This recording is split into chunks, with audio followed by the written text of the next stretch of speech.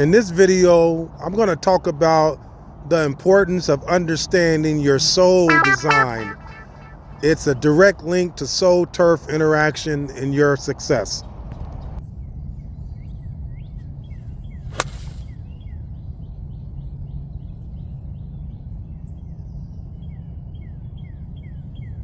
Right on the front right cut, didn't make it. Hey folks, do you pay attention to your sole design when you pick out clubs? If you don't, I say you should. Sole design matters. I played a course yesterday that had a little bit of compacted fairways. Everything was pretty tight, and I wish I would have had a sharper leading edge club with a smaller sole design.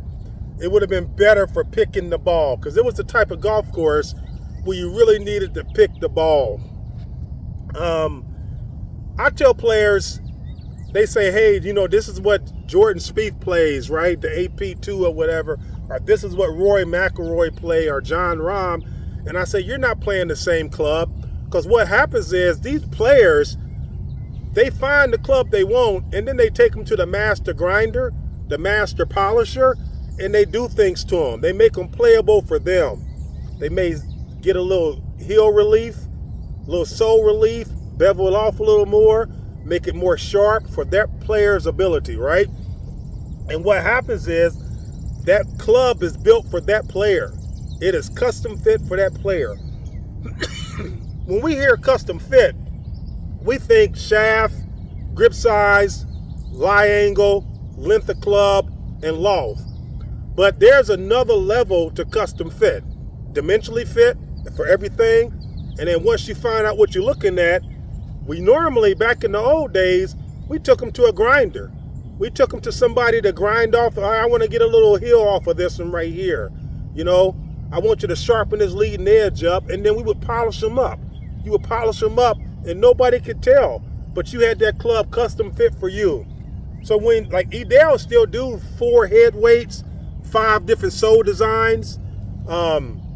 Make sure when you purchase your next set of clubs that you're thinking about where you play 70% of your golf at, and you're getting a sole design that's going to be conducive for your playing conditions, which could be more wider, it could be a sharper leading edge, it could be a bevel leading edge, you may need a little heel relief, you never know. But just do some research on the difference in sole design. Once 65 out, 167 now, yikes. 7-iron. I don't think I'm gonna make this 7-iron here. Mizuno MP, but I'm gonna try to make it.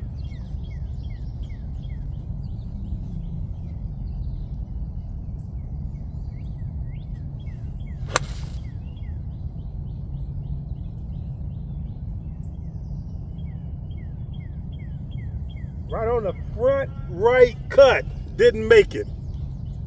I knew probably a 6-iron for me, but I wanted to hit this 7-iron. But not a bad ball, but right on the front right cut. So hey folks, make sure you're checking out your sole design to make sure that it's conducive for where you play most of your golf. Now you'll notice the pro has a bunch of different wedges, right? And people say, well, he has all these wedges because they're wearing out clubs. That's not why.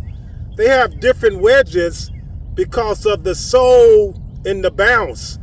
And depending on where they playing and the type sand they playing out, they'll switch out their wedges for that. Okay? It's more to this than what you think it is. So when you see somebody say, I got 3 sets of wedges, it could be something as simple as they know they play a lot of different courses. And they'll bring this wedge in for tight, hard pan courses. This one will be for soft, fluffy courses. This one will be for bouncing and running it, bump and runs it, right? There's a lot you can do with this game to customize it for yourself. I'm gonna try to get one more 7-iron there.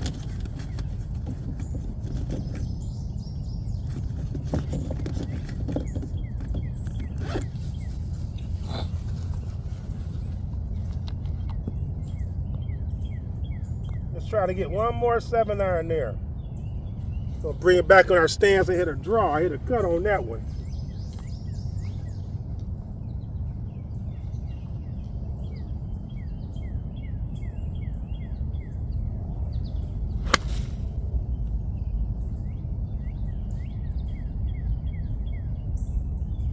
spot. Draw or cut from 167, folks. Front right, first cut.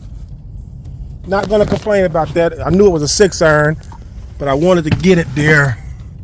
167. And the cut shot didn't get there, or the draw didn't get there, but my soul turf interaction was perfect. Perfect. I'm talking about, yeah, both those balls are pretty even. I'll take both of those, but it was a 6-iron for sure. And it's, yeah, you would call this a full club short, right? The difference between club selection. Boom, green's right there. And then there's the cut shot right here. Boom, green's right there. So hey folks, so design matters. This wasn't a distance video. I just wanted to see how far I could hit these. I haven't played these clubs in a long time. Wow, I mean a long time. And I grabbed them out this morning and said, let me hit them. So I just wanted to see how far I can get that 7-iron. So I would say this 7-iron is a 165 club, probably. Yeah, maybe a 160 club, because I hit both of those pretty good. About a 160 club. That's what I would say with these blades. Take care. Peace.